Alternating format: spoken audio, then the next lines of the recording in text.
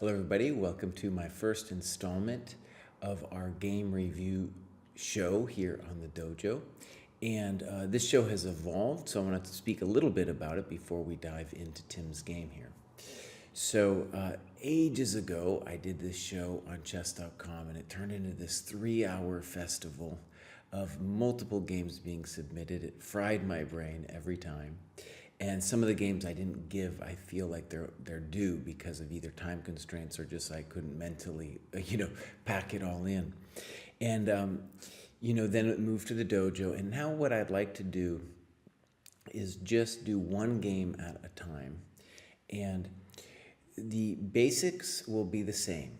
That is, I will only take games that were played at a long time control and games that have been thought through, that have some annotations in them.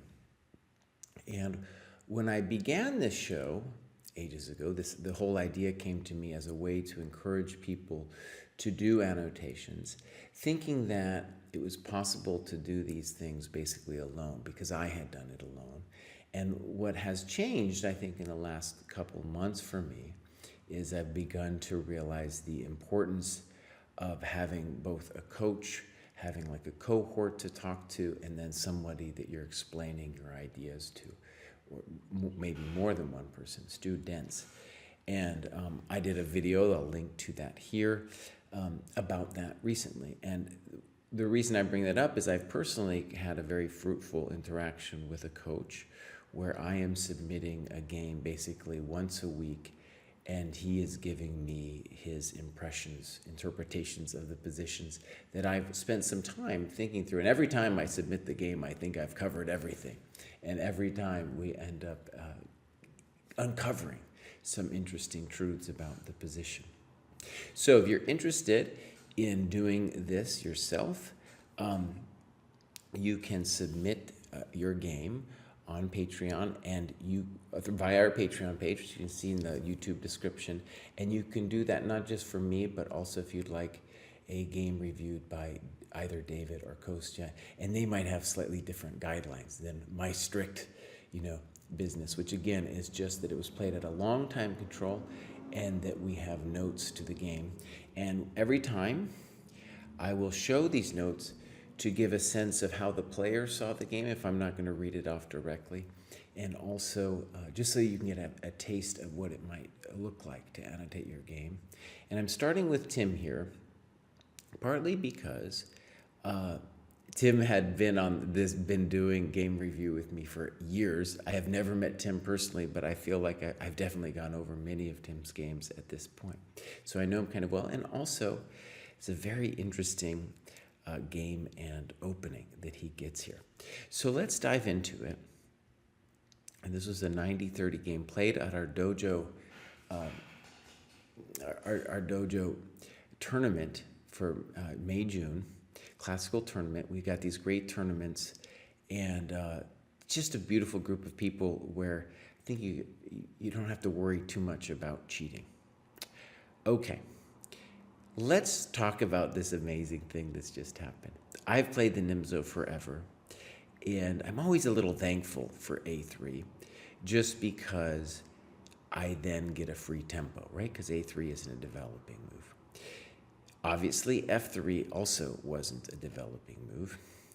So let's look at this position and then consider what has White got for these two tempi that he has expended. And let's put in Black's move, and we'll see, you can see it's two tempi here because let's say White moves Bishop D3, and we're up 1, 2, plus it's our move, 3 to his 1. So what does White have? He has an unopposed bishop. If White was going to, let's make a claim that White's better. I think it's dynamically equal, but let's just imagine we're White and claim that we're better. In fact, let's switch it just from his perspective. What White can say is, hey, buddy, your knight on F6 is actually not developed at all because it's dominated by this knight. And this unopposed bishop will get out someday, and it will crush you. Furthermore, You might be able to do something on the queen side, Mr. Black, but I am coming for you on the king side and potentially also the center. So that's White's argument. And we have to say, whenever you give up time, it becomes a very precarious process, because if Black understands that he's got these problems, these abstract problems ahead of him, then he needs to punch as hard as he can before White can achieve his dreams. And if we give him back enough time, he will achieve those dreams. Okay, so natural moves were played, and then c4. Now, the ancients did not approve of this move c4 unless you got something special for it, because you were releasing the tension, you are releasing the tension on d4. But when we consider Black's position, I have full sympathy for the move c4, especially in a practical game, because you have to ask yourself, what am I doing in this position? And after c4, at least Black can say, hey, I'm cruising on the queen side, and I will eventually achieve b4 and create, hopefully, some drama over there. Now, this position seems very frightening to me for Black. But what I'd like to do, I think there's this position is in conversation with another position that, to my mind, is one of the greatest games of recent times. So I'm going to show that, and we're going to do kind of a compare and contrast. So let's go over here. We'll look at from White's point of view. This is Anand Carlsen from their match, which Carlsen won. And this, to my mind, was definitely the deciding game in the match. After this, it was all over. And Magnus, in this position, instead of castling like Tim did, he played c5 so that after e3, he could play this move c4. So the bishop does not get to go to d3. Okay, at the same time, though, Tim gets to play c4 with a tempo. So it's not necessarily clear that this is so much better. But let's follow the ideas through here. Knight e2, knight c6, and now a move I like a lot, g4 from Anand. Very nice. And it really gets to the heart of what White is trying to accomplish in the position. He owns the king side, and the knight on f6 is a punk. He's going to get flushed away. And so if we look, castles, knight a5. Now this is a critical point, because what Carlsen does is he comes and he says, you know what, at any point, I can take the bishop on c1, which is like the biggest fear that Black has. Now, despite saying all that, I still thought Carlsen was like nearly toast in this game. And it was only through some of the most amazing defensive maneuvers chess has ever seen that he survives. And I'm going to stop here, but nota bene, when the second White plays e4 and the bishop is potentially out, that's when we take the thing. Okay, so you can think of this position however you want to think of it. To me, it looks really like bad news for Black. But what we're going to do is we're going to compare and contrast now to Tim's position. And what we're going to see is here now we're not going to get the bishop, and the knight is going to remain poor. Now, that doesn't necessarily mean that what Tim did was worse. It just means that that's one of the things that we have to be aware of when comparing these positions. Tim is also faster. He got the c4 tempo for free, and he did not play knight a5, b3, wasting time there. So, one of the reasons I showed that game is that in this position, something White could have definitely considered was g4. Interesting. But we're going to look at it from Tim's point of view here, so let's flip it. Knight g3, and oh boy howdy, we have ourselves a really tense position, and it scares me, There's just no doubt. It is very scary. One thing that we should note about it is rook e8 might not be where the rook wants to go. It might have been a lost tempo, and it might have been in the way of our knight. And this will be the case if white achieves e4, e5, right? So already that's an interesting comparison.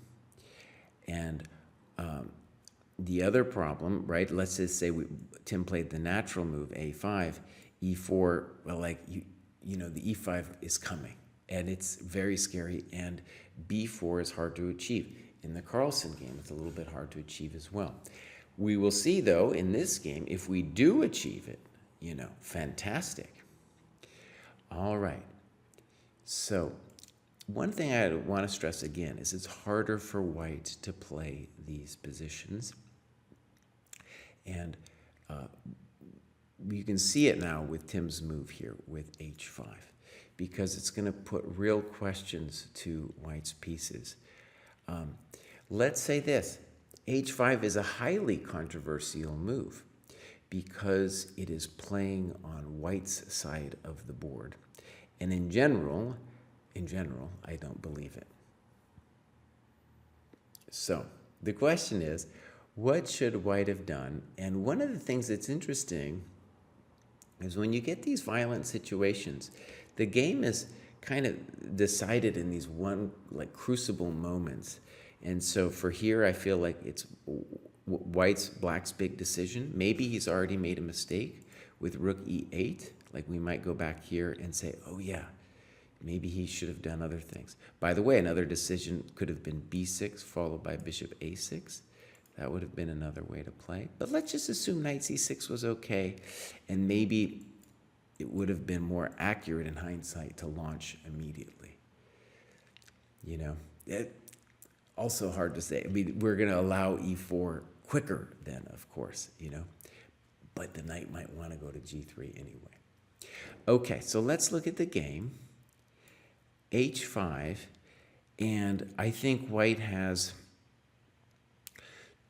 several moves to consider. Again, h5 is controversial, and what he does is wrong in, I think, an interesting way. So we're going to first look at what white does. e4, h4, knight f5.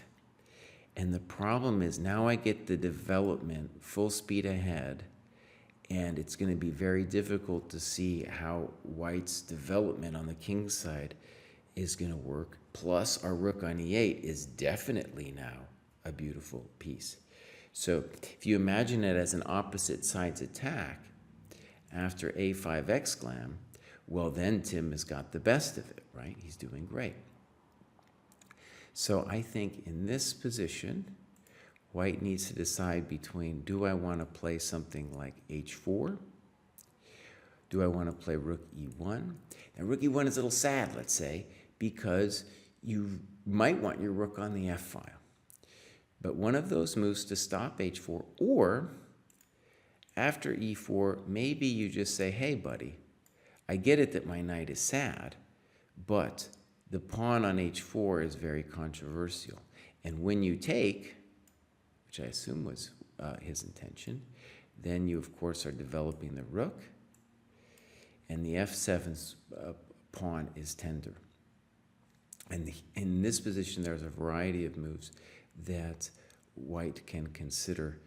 Maybe the simpleton way would be something like snip, snop, queen f3, and let's imagine just for a moment f5. There's, of course, this problem and this problem. f5, knight f2, and it's frightening for black, right? Frightening for black. In any case, my sense is, first of all, I'm prejudiced toward white in these positions because in the old books, they really frowned upon c4, and I kind of frown upon it too. There's a variety of positions in the French. I just can't bring myself to play c4. No way. Same question, though. You're losing the tension. In any case, let's look at what happened. h4, knight f5, question mark. Bishop f5, a5, good move. Now I really feel like we're on top. Queen e7, good. We could have done other things, I suppose. h3, fantastic. Good. And if anything, white should play g4. When I say if anything, if he's going to move the g pawn at all.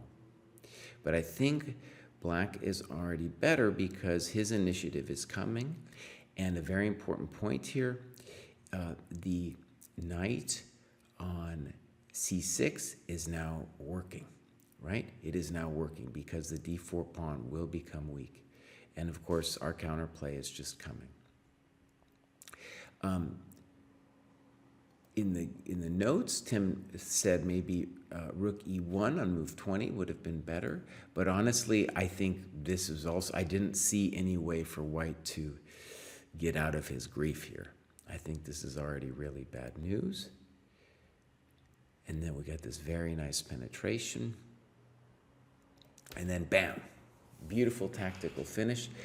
A lot of times, maybe most of the times, when you outplay somebody positionally, there will be a tactical finish that you need to find. So a very nice game. And again, this is the first of, I hope, many game reviews that I'm going to do here on the Dojo YouTube channel. And you can find links to our Patreon page if you would like to submit a game yourself. Okay, bye-bye.